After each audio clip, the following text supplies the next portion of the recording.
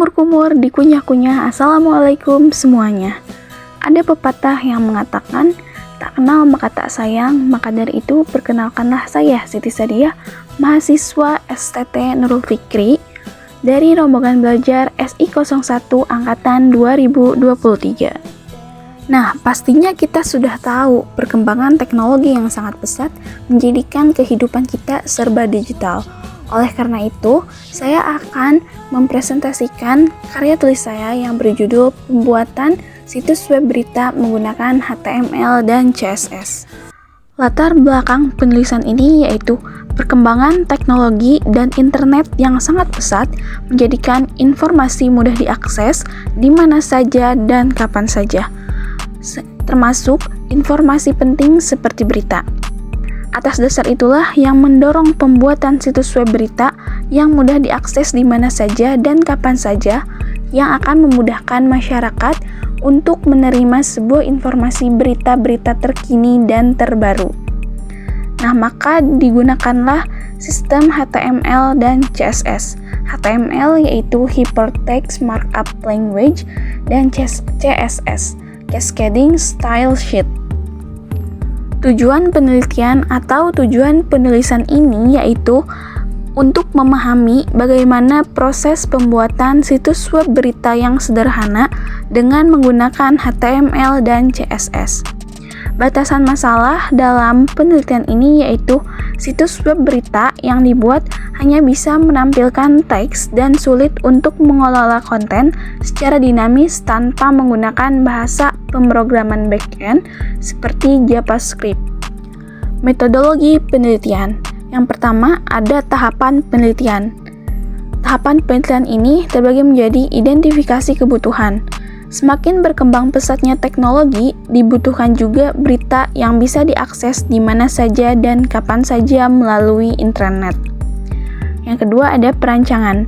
Dalam perancangan yaitu menentukan topik berita yang akan ditulis, kemudian siapkan teks editor. Dalam penelitian ini digunakan sebuah teks editor berupa software Visual Studio Code dan juga menyiapkan sebuah web browser berupa Microsoft Edge atau Chrome.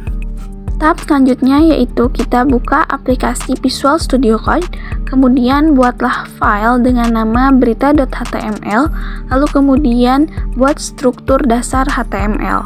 Kemudian pada tag body kita buat header untuk judul berita yang akan kita buat. Lalu buatlah konten dan tulis berita yang akan kita publikasikan.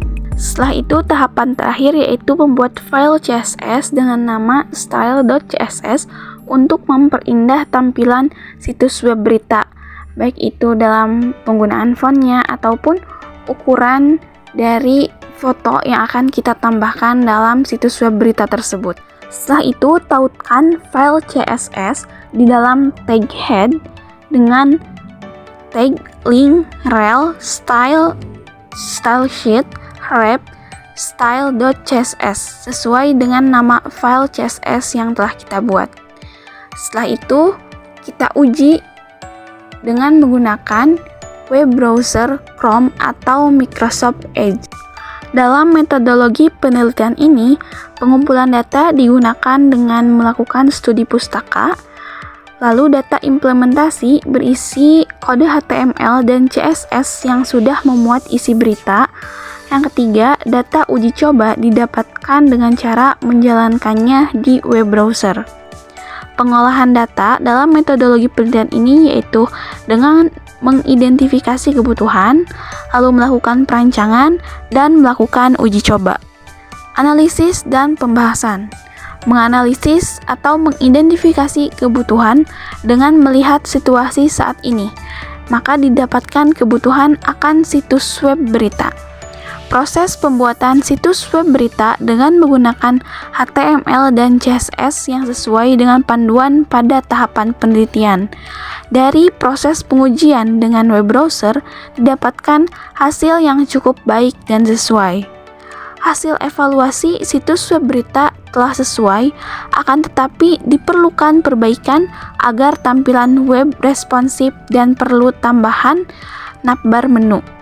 agar para pengguna lebih banyak mendapatkan informasi tambahan. Berikut adalah hasil dari uji coba pembuatan situs web berita menggunakan HTML dan CSS. Dan yang terakhir ada kesimpulan dan saran. Kesimpulan, situs web berita berhasil dibuat, namun perlu optimalisasi responsivitas dan penambahan fitur navbar untuk meningkatkan navigabilitas. Pengujian dengan web browser memberikan gambaran awal kualitas situs, tetapi beberapa aspek memerlukan perbaikan untuk meningkatkan performa dari keseluruhan situs web berita.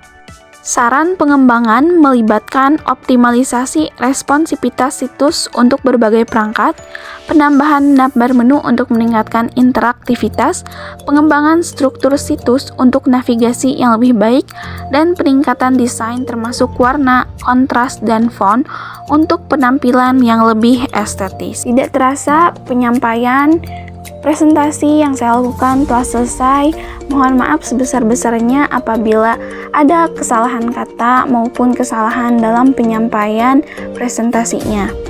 Mohon dimaklumi karena di sini juga saya masih belajar.